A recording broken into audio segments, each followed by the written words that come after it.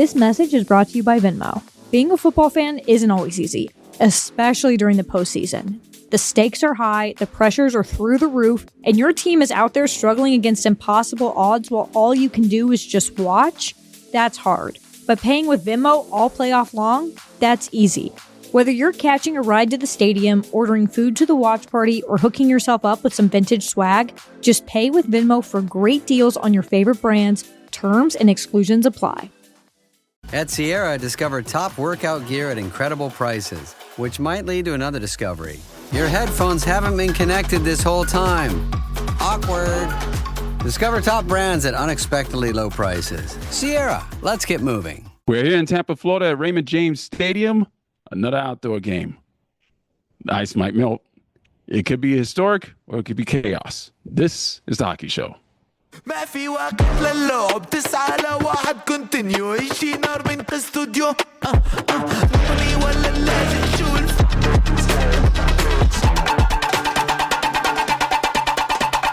David Drucker, the Hockey News is right here. Ethan and Rosie is in the studio. I'm Roy Bellamy. We are in Tampa for Stadium Series. This is the Hockey Show. You can watch us on YouTube at the Hockey Show DLS. We're on TikTok at the Hockey Show 7 and on X, Instagram, and Threads at Hockey Show DLS. As I said, we are in Tampa, and we got to look at the forecast, and it said snow flurries. Like, that's crazy. I don't think it's going to actually snow, but it's going to be interesting here. It's cool. I mean, look, I think I mentioned it the other day on X, like the hockey gods aren't only smiling at Tampa, but they're kind of laughing at us right now because it's not just cold. It's Florida cold. It's really cold. It's going to get down potentially into the 30s over the next couple of nights. So definitely fortunate because as we saw down in Miami, like they got amazing weather for the Winter Classic down there. Couldn't have asked for better. So, yeah, it's just pretty awesome how it's all working out for the NHL and these outdoor games here in Florida. What do you say is going to be the main difference that's going to happen between Winter Classic and Stadium Series outside of the location? What do you think is going to happen? I think it's just going to feel a lot different because it's a much bigger stadium. It's more open. There's going to be a lot more fans, probably going to be a lot noisier. The fact that they've had to build the ice under this massive tent behind us just to, make sure that whatever weather inclement might happen didn't impact the ice build. But it's just really cool. The way that they're building it on a giant pirate map, I think it's really neat. So there's just a lot that, after they blew me away with my expectations for the Winter Classic, my bar is significantly raised for this one, and I really think they're going to kill it. Have you guys been to the ice already, or you haven't been able to see it? No, we literally just got here for the recording of the Hockey Show. We haven't gone down to see any of the build. I don't know if we'll be able to go down to see any of the build. We might get thrown out of here. So that's a good question, Rosie. We're going to have to ask. We're going to ask some questions. Do you think we're going to get thrown out of here? I think if we do what we were talking about and try just sneaking down there with our skates, somebody might grab us by the back of our collar and Fred Flintstone us out the window. But we got to try, right? Like, it's so unique, so cool. We got to see if there's some way if we can get down there. All right, so we're going to figure it out. But it looks beautiful out there. The sun is out. It is chilly. I don't know if we got the 50 degrees yet, but it's a bit chilly, but it's better than New York. It is a disaster up there, a whole bunch of snow and such. I found this interesting. This happened, apparently. The National Hockey League is not issuing supplemental discipline anymore. That task has been sent over to the Department of Player Safety. So George Peros and them boys are going to take over handing out fines and suspensions for everything that's in the rule book. Now, the fans have not been happy with the DPS the way they've been handling things as far as the physical aspect of the rule book, as far as boarding and and illegal checks to the head. They have not been happy because some issues have been skirted, others have been, I guess, either rightfully or not rightfully been supplemented. There's been discipline for that. So what do you think of this move, and is it going to get any better? What are we talking about here? You'd like to think that if they're making a change, that there's a plan behind it with how it's going to be different and why. I think as you talk about a lot of what people have been frustrated with, as you know, we're in person in a press box right now, so Roy's got to do some in-person producing. So that's what you're seeing right now. But no, I think one of the big issues that people have had with the DPOS and just how fines and suspensions have been handed out is the inconsistencies, where they can look at one play and say, okay, I see that was a suspension, but now I see this play and it looks almost identical and the punishment is much different.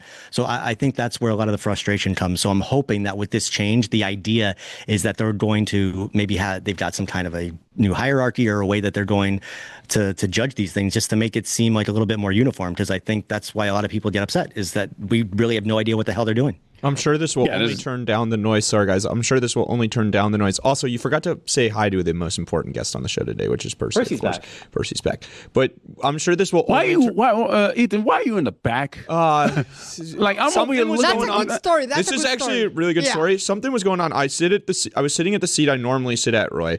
But for some reason, at that seat only, there was piano music in the headphones. And it was driving me absolutely bonkers. Like, I could not figure out why there was piano music coming from the headphones, and it was driving me insane. So I had to move. Otherwise, I might have literally lost my head on this show. And that's before we even talk about the Florida Panthers. And that. Oh, hold on. Let's dive into this piano situation a little bit more. Yeah. Okay. Well, did Rose hear this piano music? No. No, it was just Ethan. When I put the headphones, wow, it was there. I got in and I'm like, why do I hear piano music? And Rose is like, I don't hear piano music. And I'm like, okay, now something's really wrong. So then I went around to all of the headsets in the shipping container, and none of the headsets in the shipping container were hearing piano music. For some reason, only your seat, Roy, was hearing piano music. It's your fault, I don't know why. So I don't know, like, I don't know. It was freaky. And I'm asking Jason, I'm like, Jason, why is there piano music? And nobody's giving me an answer. And then I turned off everything that was on the board to see if something was playing out piano music, whether that be a soundboard or something. I don't know what. Here comes GQ to try and solve the problem, I'm guessing. But there was piano music coming from that chair, and I don't understand why. I'm telling you, I literally was like, I've been super busy today, running around doing a bunch of stuff. I was about to go crazy. Like, I was about to absolutely lose my head. So anyway, did Jeremy bring his piano? No, you would just think piano music. You would think that guy loves. Nobody loves playing a piano more than Jeremy Taché. Let me tell you. All right, as you were saying, Ethan. Yeah, I'm sure this will turn down the noise on the fact that George Peros played for the Florida Panthers back in the day, and so that he apparently has some kind of favoritism towar's the Florida Panthers. But GQ, listen.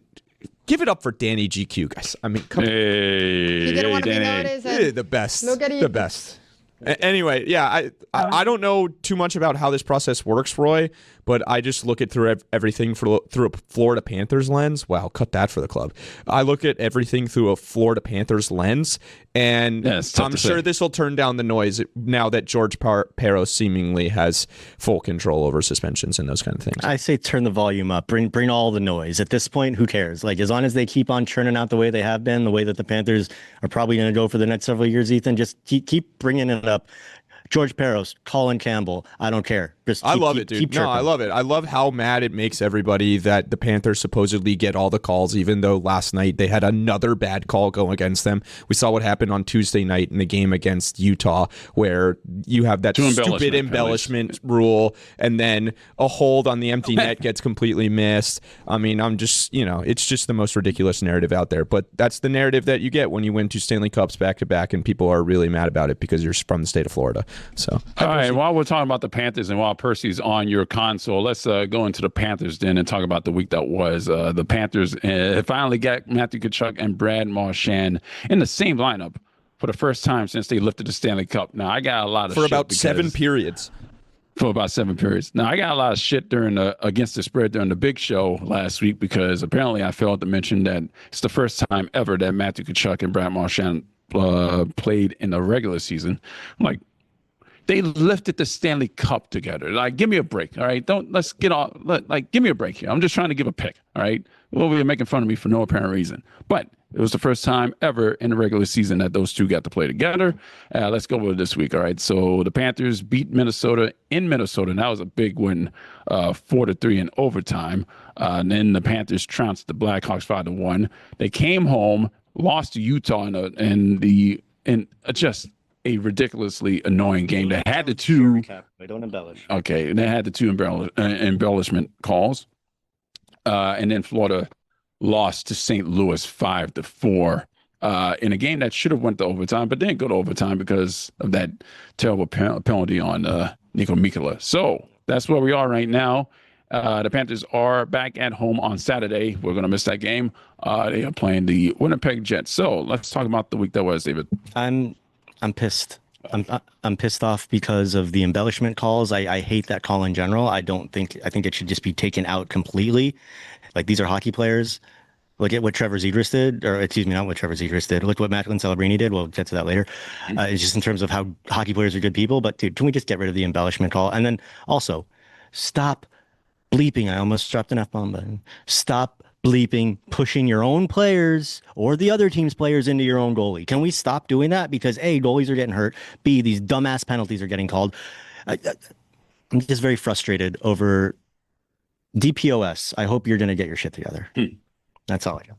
Yeah, I was at that Utah game, boys, and that was tough. I mean, that was probably the most frustrated I've been after a Panther game this year. I should have put the video in. There's this really funny video Kirsten took of me walking out of the stadium, like yelling on the phone at my dad because of how annoying the game was. But it feels like right now, like each loss that the Panthers suffer is dumber and more frustrating than the last one because the stakes keep going up. I mean, last night's loss puts you 8 points out of a playoff spot. You have two huge games next week when you play Buffalo and Boston.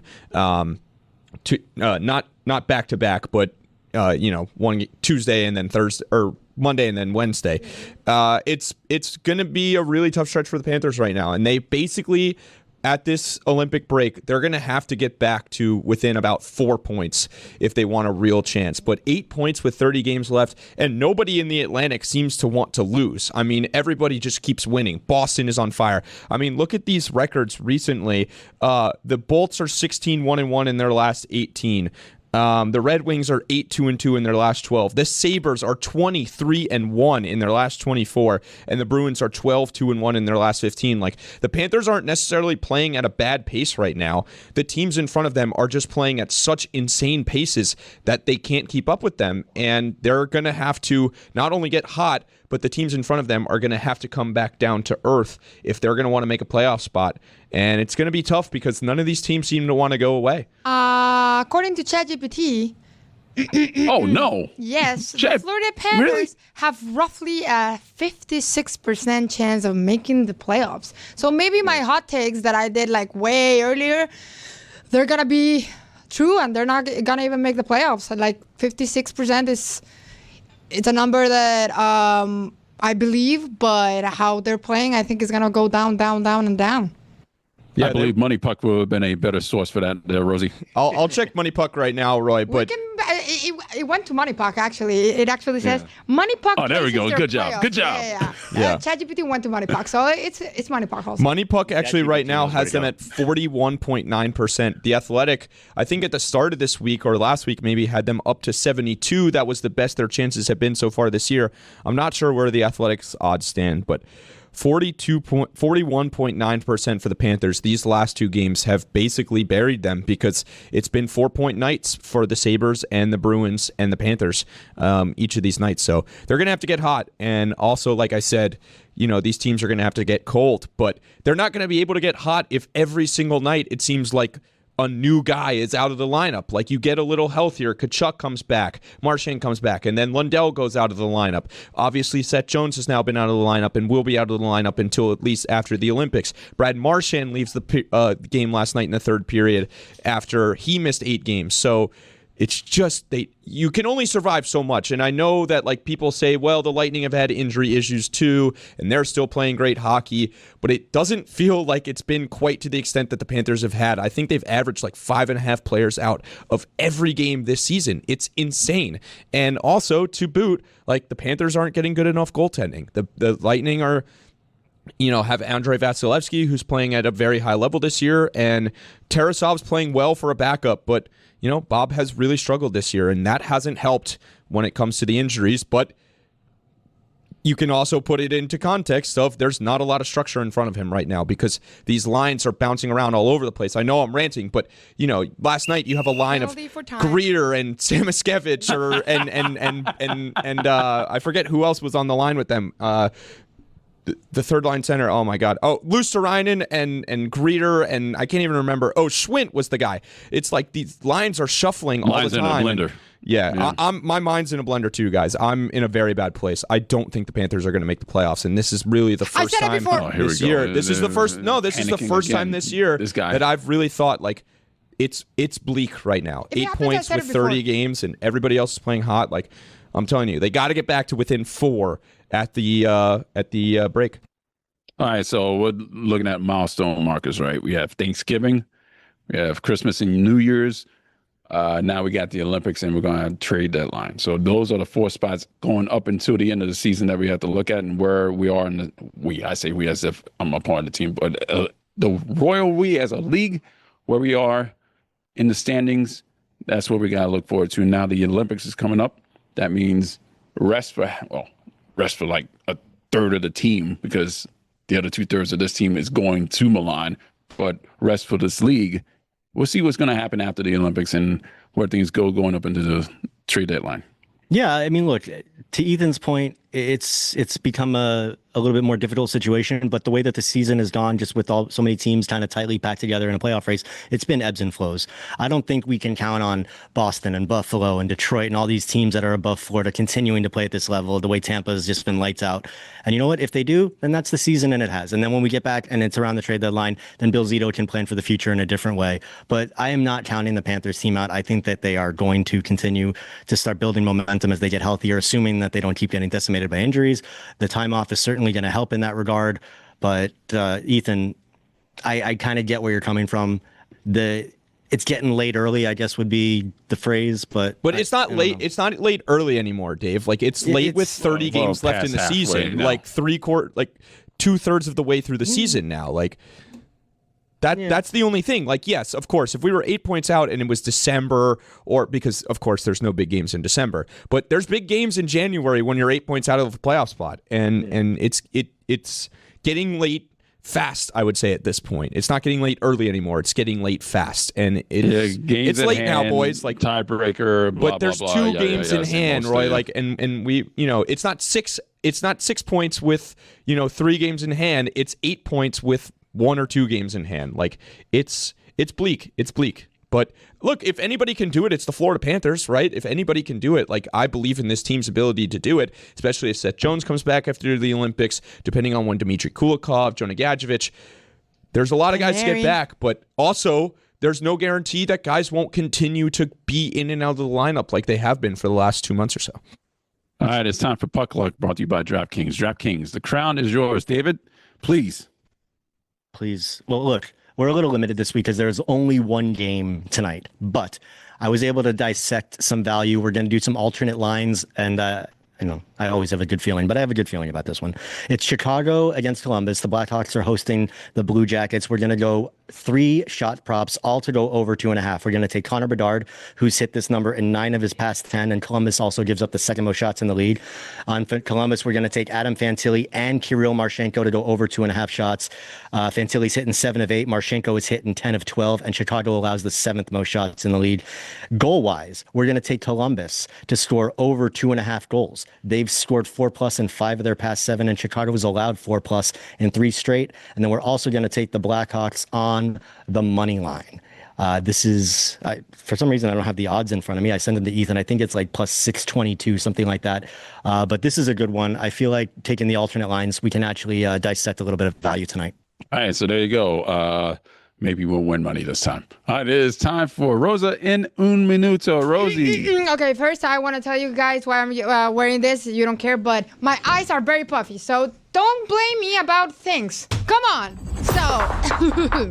I'm not blaming you for anything. Okay. Rosie, please. Hola, hijos. En este es un minuto hoy con Rose. Esta vez nos vamos a Filadelfia, donde los Flyers decidieron sufrir en grupo. La semana arrancó horrible, derrota 4-0 contra los Islanders. Y Ayla, Sorwaki regalándoles un shoutout como que si fuera Navidad, pero no lo es. Paguero le metió 2 goles y los Flyers ni cosquillas. Los fans pidieron al menos un spoiler. Nunca llegó. Después viene el partido más injusto. Travis Konechny se mandó un hat-trick cuando Columbus y aún así perdieron 5-3. O sea, haces 2 goles y así no alcanza. Dolor puro. Y pues sí, faltaba algo. Boston dijo, déjame darte derrota 6-3 contra los Bruins. Otra noche larga para los pobres Philly. Así que los Flyers cierran la semana con 3 derrotas, mucho esfuerzo, 0 recompensas. Y con King preguntándote qué más tengo que hacer. Ahora se vienen los Kings, porque claramente esta semana no fue suficiente castigo. Los Flyers despegaron, pero esta semana se estrellaron. Esto fue Un Minuto Hockey con Rose, tu resumen semanal de puck, pasión y un poquito de K-O-O-O-O-S. All right, that was Rosa En Un Minuto. And now it's time for Rose in a Minute. Go ahead, Okay, Rose. let me give it to you, voice, since you don't understand Spanish. Hey kids, this is 1 minute of hockey with Rose, and this time we're heading to Philadelphia where the Flyers decided to suffer altogether. The week started terribly, 4-0 loss to the Islanders, and Isla Sorkin handed them a shout-out like it was Christmas, and it was not Christmas. Pargrieu scored twice, and the Flyers didn't even tickle them. The fans begged, at least one, please. Spoiler, it didn't happen. They came the most unfair game of all. Travis Konechny dropped a hat-trick against Columbus, and they still lost 5-3. I mean, scored 3 goals, and it's seen is enough. Pure pain. And just in case that wasn't enough, Boston said, let me help you. 6-3 loss to the Bruins. Another long night for Philly. So the Flyers fish in a week. 3 losses. A lot of effort, 0 rewards, and Connecticut wondering what else has to do. Up next, the Kings, because clearly this week wasn't enough punishment. The Flyers took off, but this week they crashed. This was 1 minute of hockey with Rose, your weekly recap of puck, passion, and a little bit of chaos. Wow. I like that Next week's Gino team. was dancing like Dan Le Batard there with the headsets on his eyes for no did so apparent much reason. better. That was great. Ethan, Next week's team. Get a good rummage in here, boys. good rummage. ASMR. And I like rummaging. Yeah. Next week's team. The Carolina Hurricanes. Okay. The Carolina Hurricanes. I hope Ladies and that's gentlemen, better. The Metropolitan division there. Okay, so All right. Good luck with that, Rosie. It's time for wins and fails. All right, David, what you got? All right, my win of the week happened earlier when the Oilers were hosting Anaheim. Something happened to Oilers goaltender Tristan Jarry that we see kind of fairly often with other NHL players, maybe not so much with the goalies. While sliding from his right to his left, his heel hit the post and knocked off the blade of his skate. And then he had to go and try to make a save with absolutely no traction. For anybody that's seen this happen to players, you can see it's like impossible to skate without a skate blade. For a goalie to do it, goalies rely so much on their edges. It's pretty ridiculous to see that not only did he like make a save, he's diving across the crease, but he can't move. So it's just a big win on Tristan Jarry. Obviously having a little bit of fun in Edmonton these days, but that's so hard. I felt for him. So that's a major win that he was able to keep that puck out of the net. All right, Macklin Celebrini is good. Yes, he's very good. He's very good. How good is he? very good. How good is he, Roy? Good. Insanely good. You know how good he is? He is good enough to win a face-off without actually using the blade of his stick. All right, so during a face-off against Teddy Bluger and the Vancouver Canucks, he was in a face-off circle, and the sticks got tied up together. So he decided to flip his stick and use the knob, the butt end of his stick, to draw the face-off back in his own defensive zone. That, my friends, is a win from a guy who's really making a lot of noise for the Hart Trophy discussion. I'm looking forward to putting him on my ballot. There you go. I'm looking forward to voting.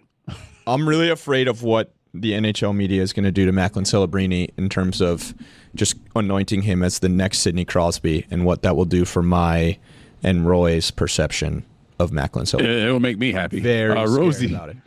My win Rosie, of the what week is your actually win? goes to the Thunderbug. He actually went scuba diving, and you can see the Oh, picture there. Thunderbug. I don't know how he did not drown or choke there, but he went for the thing. So good job, Lightning. I love it.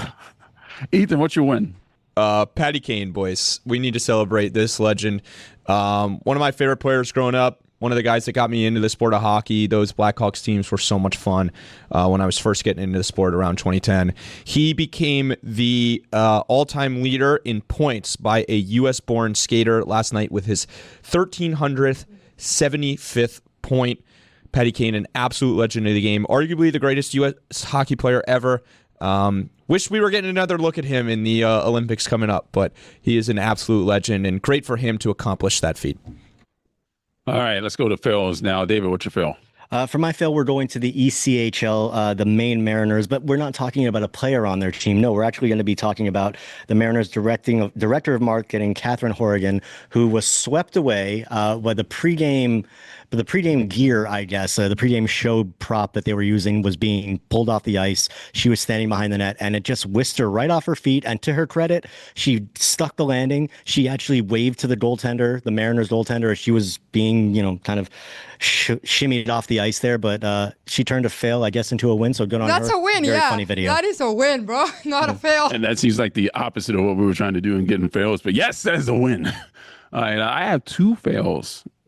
Now, I wish we had the video for one of them, but let's start with the first fail, and that's the Toronto Maple Leafs, specifically Craig Berube. We showed this photo earlier this week on the Big Show, and he looks like shit. Apparently, there was an accident in the weight room that caused a serious gash. Now, if you're looking at me in a video, now my finger is pointing right here, like above my left eyebrow. It curves, as Dan said, a parabola. It curves. A cul-de-sac. It's the arch in St. Louis, and went to his other eyebrow. So it went from his eyebrow up to the top of his forehead, down to his other eyebrow, and he has a black eye. It is terrible. He looks terrible. And he was able to coach, and the Maple Leafs are losing. Fail number 2. Anthony Davis star. Yes. He has one eyebrow now. The second fail for me, the New York Rangers. The New York Rangers apparently took 3 penalties on the same shift. Now, I'm going to go over here to this computer so I can read what the penalties were. Sam Carrick tripped Kyle McLean. Sam Carrick cross-checked Matthew Barzal. This is against the Islanders, by the way.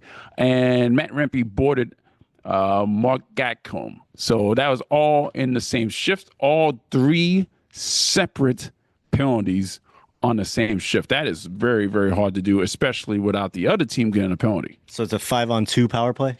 No, I don't think that's how it works. 5-on-3, and then 1 goes out, and that starts the next power play. I believe that's how that rule works. Okay. I'm not an expert on that. I was told there would be no math today. Yeah, there's nothing I hate more than math. Either what you lost or you fail. You lost. My fail of the week is also the Rangers, Troy. That was my fail of the week as well. Yeah, that's like the easiest fail of the week of all time, to take 3 penalties, 2 on the same guy. And then, of course, at the very, very end, who else would it be but Matt Rempe throwing an absolute elbow into the back of a guy's head, boarding him, and giving just a completely unnecessary play. The only thing the guy does is go out there and be tall and hit people.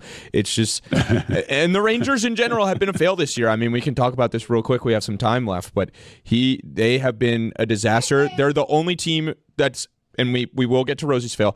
They're the only team that's completely out of it in the East. They're like 10 points behind every other team in the Eastern Conference. Just a nightmare season up at Madison Square Garden. Matt Rempe is big for nothing. Correct. He's big for nothing. He goes out there, he's throwing elbows, and that's probably the reason why he's getting in trouble so much, because his elbow is, when he stands, is right here. His head level to like, I mean, you just saw in the video, my elbow was up to David's face. And that's basically, if I was like 5 inches taller, that probably would be Matt Rempe. But yeah, he's big for nothing, and he can't fight either. That's the other problem. Not good at anything. Not good at hitting people. Not good at fighting people. Not good at skating. Not good at scoring. Not good at defense. Not good at passing. Not good at offense. He is only good at being tall. And he's not even good at that because he can barely even stand up on skates. I feel bad. He seems like a nice guy. Rose has a fail of the week, by the way. I thought she did. I know. Before we get to Rose's fail of the week, let's just go to Rose's fail of the week because we don't have time to talk. Actually, it's also the Rangers, but it has another. You're gonna look at it another way. I'm sad because the crisis and they're spiraling. And Gaten Matarazzo and Joey Curie are fans of the Rangers. So if they don't go to the playoffs, there's maybe no way we can talk to them. So that's my fail of the week. You can keep talking about the Rangers. Anyway, you have 1 minute. The fail of the week is we are not able to talk to actors on Stranger Things. Is that what I'm hearing? Yeah, because they're Rangers fans. So we need the Rangers to succeed. We need the Rangers to succeed. Yeah. So we did see Gaten Matarazzo at the Winter Classic. We saw him. Okay. Well, you saw him. I was saw in him the walking press by, box with yeah, Dave. yeah, You have 1 minute to talk more Rangers. Do we even want to talk about the Rangers for another minute? Can we give a preemptive win to where we are right now because of how amazing the league did at the Winter No, Classic in because Miami, Tampa doesn't how deserve sick it any looks right credit now? for anything. They do. Wow. Oh, let's no. This is the state of hockey, Ethan. We're all in this together right now. Okay, so that's what we're going to lean into is that we're all in this together because Tampa fans really seem to be all in this 36. together with the Florida Panthers. We could use a little based off together their these narrative. days, I think. Thank you, everybody. Roy is going to tell us where you can find us. Yeah, you don't have to do that, Rosie. For all of us, for all you guys watching on DraftKings Network, you can check out the YouTube channel for our next interview. We are talking to Diandra Loux of the Hockey News. She covers the Tampa Bay Lightning. She is the beat writer for them. She's going to talk about Stadium Series and how the Tampa Bay Lightning are doing currently and how they kind of changed hockey in the state of Florida. So Diandra Loux is coming up right after this. Guys, let me tell you something. One of the greatest joys of my life was when they finally opened the White Castle in my neighborhood in Phoenix, Arizona. I lost my mind because I'm so used to eating White Castle at home when I was in New York. Now I can have it all the time in Phoenix. But when I come to Miami, there's no White Castle. So you know what I do? Go to the freezer aisle because right there, they got the variety pack with all the great White Castle flavor in there. You're getting a lot of slider styles. You're getting classic American cheese. You're getting jalapeno cheese. And if you're a bacon lover, you're getting that new cheddar bacon cheese sliders. The classic cheese gives you all the taste of a great American burger, while jalapeno cheese sliders give a serving of spicy to each bite. And the new cheddar bacon cheese? That literally brings home the bacon, folks, with real pieces of bacon in cheddar-flavored cheese. Guys, I know what you're thinking. Your mouth is watering. My mouth is watering just reading this. That's completely normal. You can find each of these sliders where? In the grocery store, in the freezer aisle.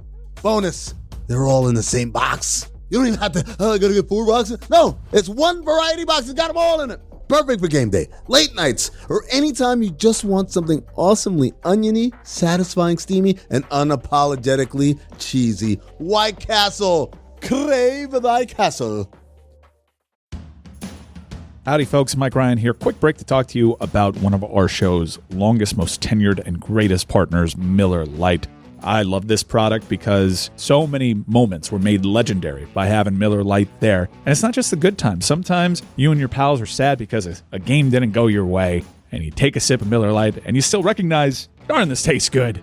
And I made the right call. And that sound of cracking open that beautiful white can, it does make me feel better. Thank you, Miller Lite. So many legendary moments start with a Miller Lite. Miller Lite just fits pretty much any occasion. Clean finish, refreshing, brewed for taste with simple ingredients like malted barley, and at 96 calories and 3.2 carbs per 12 ounces, it never weighs you down. It's the taste that beer lovers have trusted for over 50 years. The original light beer since 1975 and still iconic today.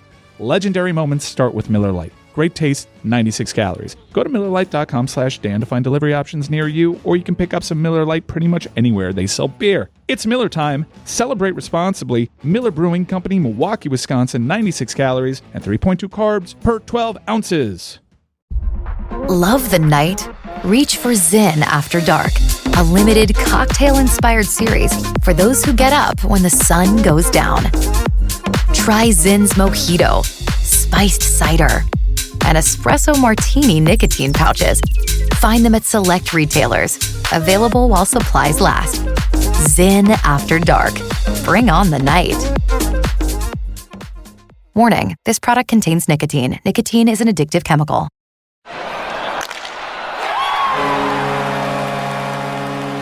Diandra Loux joins us here. She writes for the Hockey News, and she's the beat writer for the Tampa Bay Lightning. This is the Lightning's second outdoor game. They beat the Predators 3-2 in the 2022 Stadium Series in Nashville. That was in front of a lot of people. That's like 69,000 fans at Nissan Stadium. I'm completely surprised you didn't say nice. Caught me a little off guard there. You know what? That's a fail on my part. I apologize to everybody watching. I feel like now I should just walk away in shame. No, we kind of need you here. The Tampa Bay Lightning are playing the Boston Bruins. For the past 25 years, They've been a premier franchise in the NHL, especially since they started winning. Talk about the Lightning and how they changed the aspect of hockey in Florida throughout the league. Yeah, well, I think it goes back to probably when John Cooper got hired. I think we can track the stats on that, kind of turned things around here in Tampa and kicked off, kind of what we see that hockey is here in the state of Florida. You guys know you're down in South Florida with the success of the Panthers, but the Lightning have been, I think they're an organization that has always kind of done it right? They didn't try to skip steps and kind of slowly built towards it. Got 2 Stanley Cups, went to another Stanley Cup final, wasn't the result they wanted, and now they've been kind of building back to it. So I think it's an organization that does things the right way, pretty much is the best way that I can describe it. Tampa's been on a hell of a run over the last month and a half, despite missing a lot of players. Like, they've missed forwards, Braden Point's been out, they've missed half their defensemen, it feels like. How are they so good this year? How have they been able to maintain and be such a dominant force in the East when they've been almost as injured as the Panthers, some might argue? It's crazy because it's like they're key players, right? It's not just depth guys. It's Victor Hedman, Ryan McDonough. They were without Eric Chernak for a while on the blue line. So the blue line has really taken a hit. Then you talk about Braden Point, Vasi, all those guys. I think the biggest thing with them is they've been able to call up guys from their AHL team and rely on them. And they run a similar system. Everything is it's copy and paste, and there's really good communication. So they've been able to just call these guys up, and they've been waiting for their chance to play up here. So they're all competing for a spot. And it's worked out really well. They got a guy, Dominic James, who was a draft pick for the Blackhawks, a 6th-round guy, and he's having a great rookie year. And then Destu, who we talked about before this, he's an undrafted guy. So the Lightning have always been really good at they don't always go for the shiny object, right? They're going for the guys. They go over to Europe and scout over there, and then it's worked out really well for them. John Cooper has yet to win a Jack Adams trophy for Coach of the Year. Why? That's a great question. Great question. I've been getting asked that a lot. I think that everyone is so used to the Lightning having success, like what you talked about. Like they've kind of set the standard. They've been good for so long, and people underestimate what John Cooper does. It's hard to stay good, right, and competitive. And this year, the injuries it's a revolving door of injuries. So one guy comes back, 2 guys are out. What he's had to do.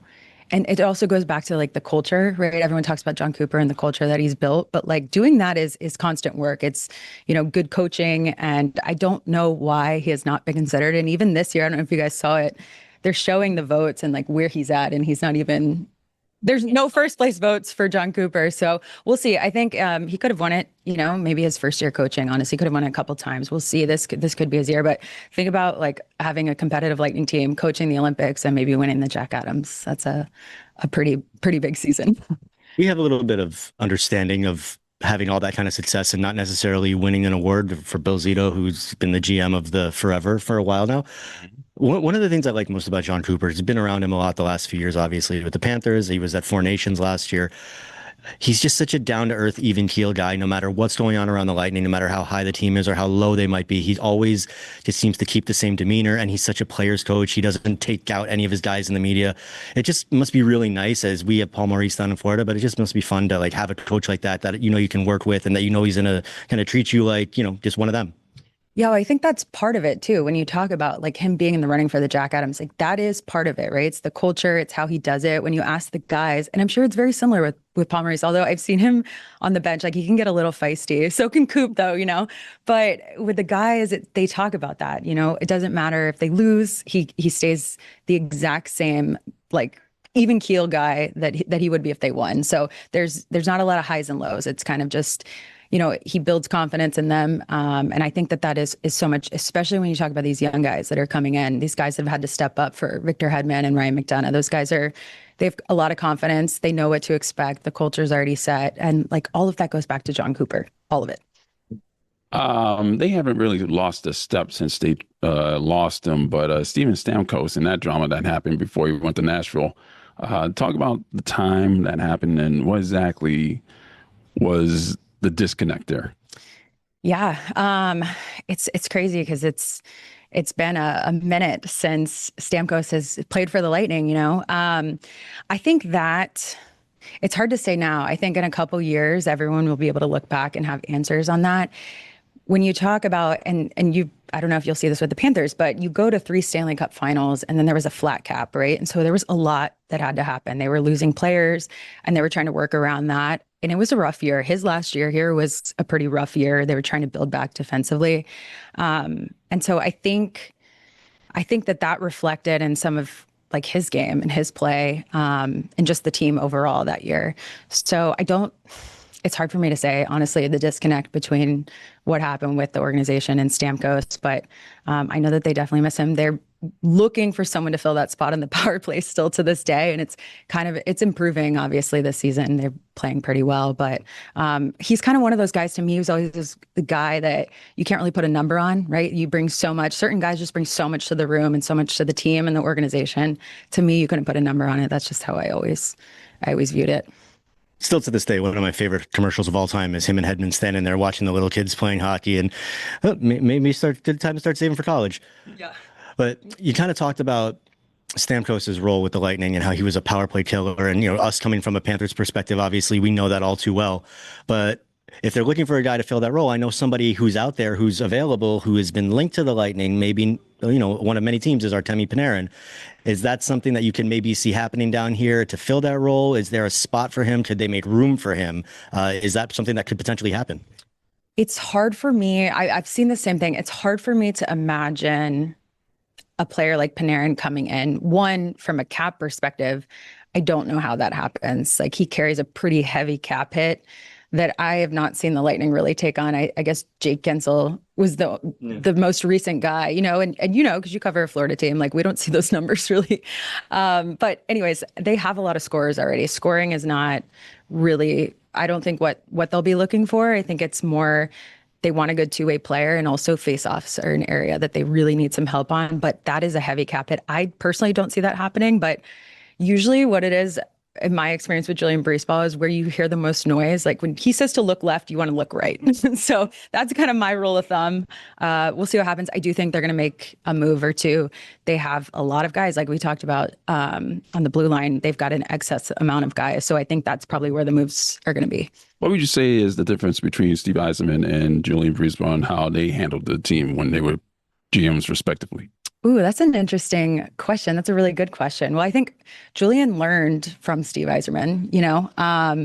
I think the thing about Julian Breesball is everyone talks about how he's almost like a stoic guy, but actually around the players, you get to know him, and he is actually he's a really cool guy. And I can't really speak too much on Steve Yzerman, but obviously, like, he learned from Steve Yzerman. I think Julian keeps everything really close to the chest. You're never going to know. No one's ever going to be able to figure. I don't think anyone's really been able to figure out any of his moves leading up to the trade deadline so far. So, but yeah, I don't know. That's a good question. I think with Julian, he is really aggressive and he's not scared. You talk about the Stamkos move. I mean, that could shake an organization, in the wrong direction. They kind of took it the other way and went with it, and it's been really successful. But if you would have said Julian Breesball is going to say goodbye to Steven Stamkos, I don't think anyone would have believed you. So I think the biggest thing is he's just not scared to be aggressive. It's just funny, like, as I'm hearing you talk about Breesball and then talking about John Cooper and just the way that they've kind of built such a dominant franchise here. It's been similar to what they've done in South Florida with Bill Zito and Paul Maurice. Bill Zito learning from Jarmo Kekalainen in Columbus, whereas Breesball learned from Steve Yzerman here. And just to see that kind of how it's all come together here in Florida. As a Florida native, just like me, grew up watching hockey here. I just love hearing people talk about how awesome it is to see that, this has kind of basically become the state of hockey. Sorry, guys. I know it sucks, but 6 straight Stanley Cup finals have come through here.